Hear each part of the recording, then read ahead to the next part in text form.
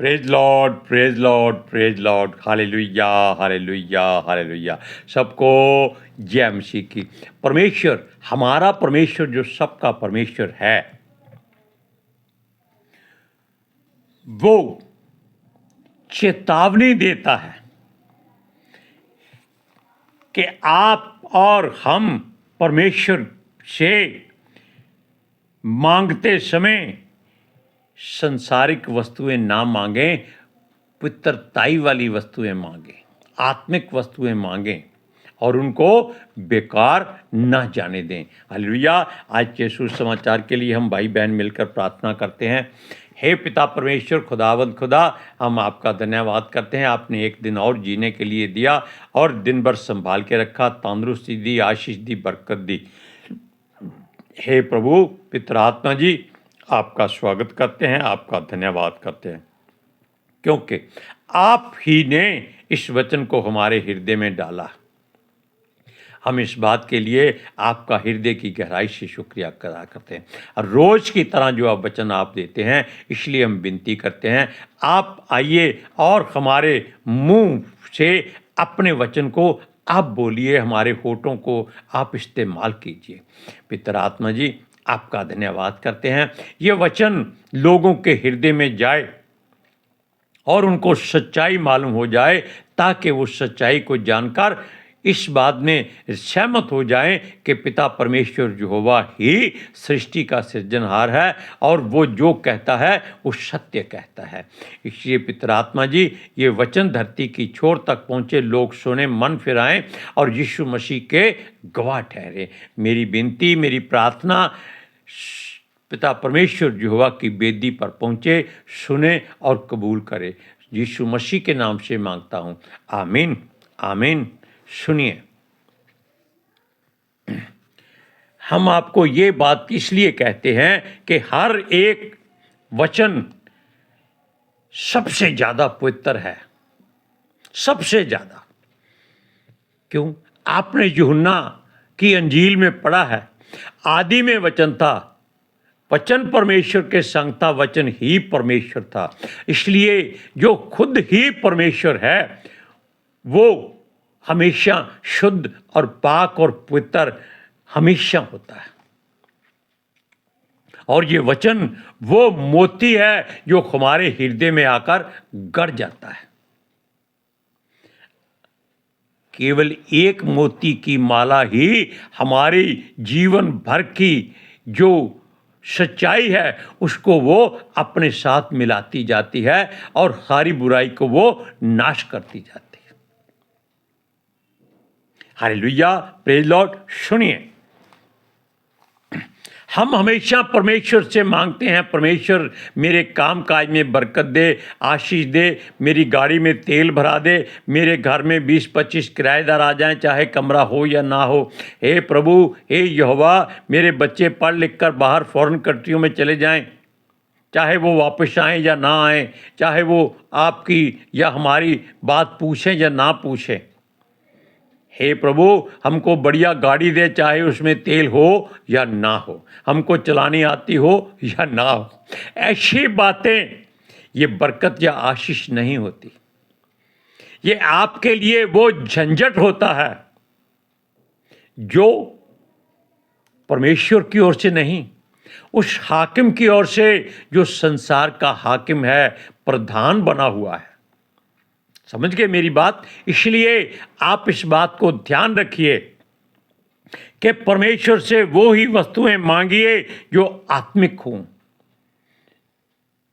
जो कभी खत्म नहीं हो सकती, जो कभी बिगड़ नहीं सकती, जो कभी आपको धोखा नहीं दे सकती, जो हमेशा आपके जीवन भर आपका साथ देती है। आप बीमार हैं, कोई बात नहीं। हमको आज भी किसी ने कल भी किसी ने पूछा था, जब आपकी पत्नी बीमार थी तो आपने उसके लिए दुआ क्यों नहीं की? हम कैसे कहते उसको? हमने उसको कहा, छोटी सी बात बताते हैं कि ये दुआएं हम दूसरों के लिए करते हैं, अपने लिए हम केवल इंतजार करते हैं। Hallelujah, praise Lord. सुनिए, असल में बात यह है कि हम उसको नहीं बता सके कि हमारा प्रभु यीशु मसीह जो परमेश्वर का पुत्र था, उसने भी अपने लिए दुआ नहीं की। उसने भी कहा जो वो चाहेगा वो होगा। तो हम क्यों परमेश्वर को ये बात बताएं कि हम बीमार हो गए हैं, हमको चंगा कर? क्योंकि वो कहता है जब तुम निर्बल होते हो तब उसकी सामर्थ हम में प्रकट होती है। हालेलुया। सुनिए, यदि हमें कुछ भी चाहिए तो हमें परमेश्वर के राज्य और धर्म की खोज करनी पड़ती है, ताकि हर वस्तु जो परमेश्वर की ओर से है वो हमको और आपको मिल सकती है। और ऐसी मिल सकती है कि हमारे घरों में जगह नहीं होगी, इतना माल हमें मिल सकता है। तब हम क्या करेंगे? हम उसको बाहर फेंकेंगे, लोगों को देंगे। इस बात को बाद में आपको साबित करता हूं कि जो मैंने कहा है उस बात को सोच लीजिए कि मैंने ये बात क्यों कही है। सुनिए, और यह भी कहा है हमें आज के ही लिए सब बातों को प्राप्त करना है, ना तो बीत चुके कल के लिए, ना आने वाले कल के लिए, केवल आज के दिन के लिए। यानी कि वो हर वस्तु आपके पास हो जो आपको आज चाहिए। यीशु कहता है आज की चिंता करो, कल की चिंता, कल का दुख कल करेगा। Praise Lord, hallelujah. सुनिए, उसे आप जो बीत चुका है पा नहीं सकते, जो आने वाला है उसको आप जान नहीं सकते।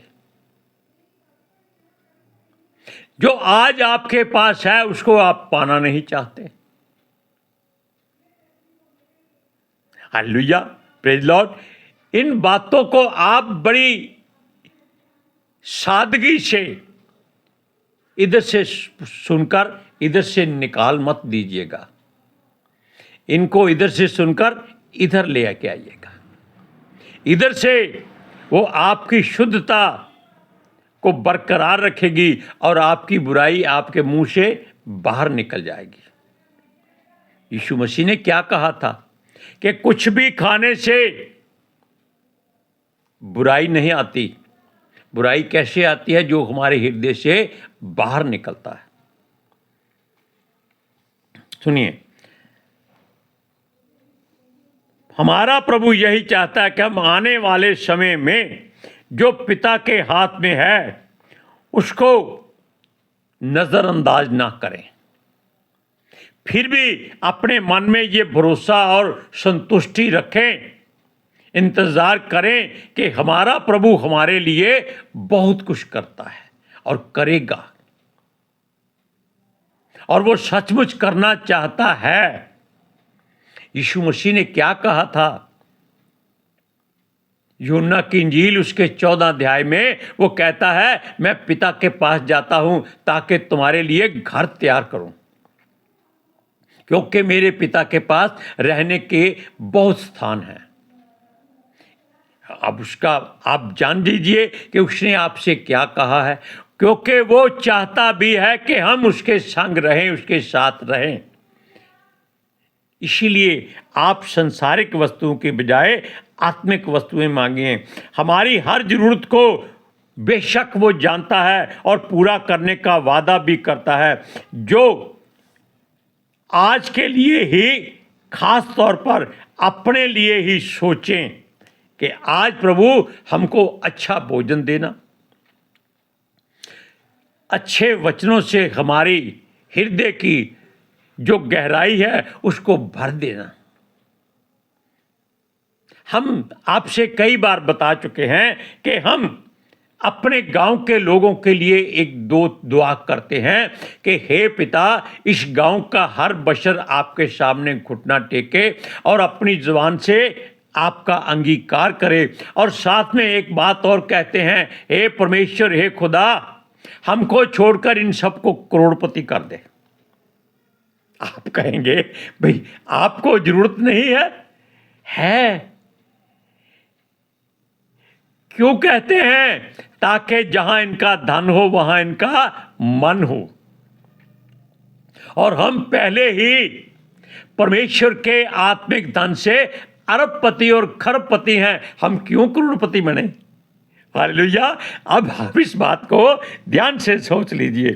खास तौर पर अपने लिए सोचें, दूसरों के लिए हमारी ड्यूटी नहीं है। किसकी है? परमेश्वर खुद आपसे कहेगा इसके लिए दुआ कर, इसके लिए दुआ कर, इसके लिए आशीष मांग। और वो आप इस बात की आजमाइश कर सकते। हाँ परमेश्वर, मैं अपने आप को आपके हाथों में समर्पण करता हूं, आप मुझे अपने लिए इस्तेमाल करें और बताएं कि मैंने किसके विरोध में बात की है और उसको माफ करना है, वो कौन है।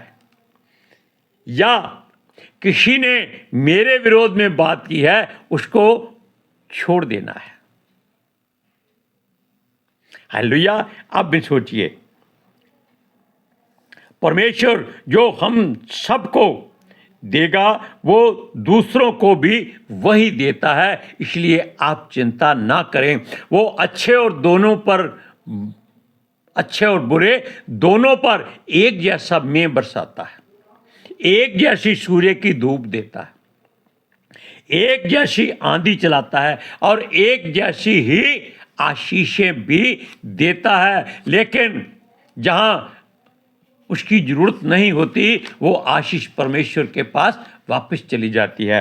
हम इस वचन को पढ़ेंगे, मत्ती की इंजील 6वां अध्याय उसकी 31 से 34 आयत तक। सुनिए। इसलिए तुम चिंता करके यह ना कहना कि हम क्या खाएंगे या क्या पिएंगे या क्या पहनेंगे, क्योंकि अन्य जाति इन सब वस्तुओं की खोज में रहते हैं, पर तुम्हारा स्वर्गीय पिता जानता है कि तुम्हें इन वस्तुओं की जरूरत है, आवश्यकता है। इसलिए पहले तुम परमेश्वर के राज्य और उसके धर्म की खोज करो तो ये सब वस्तुएं भी तुम्हें मिल जाएंगी। अंत कल की चिंता ना करो, क्योंकि कल का दिन अपनी चिंता आप कर लेगा। आज के लिए आज का दुख ही बहुत है। देखा आपने कि परमेश्वर कैसे वचन आपके लिए हमारे मुख से बोलता है। हमारे मुख का मतलब है कि उसका रस हमारे हृदय में भी जाता है।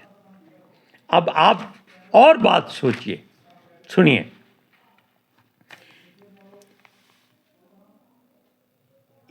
इसके साथ कुछ और भी लिखा है, हमें दूसरों के प्रति द्वेष की भावना या दोषारोपण की भावना नहीं रखनी है।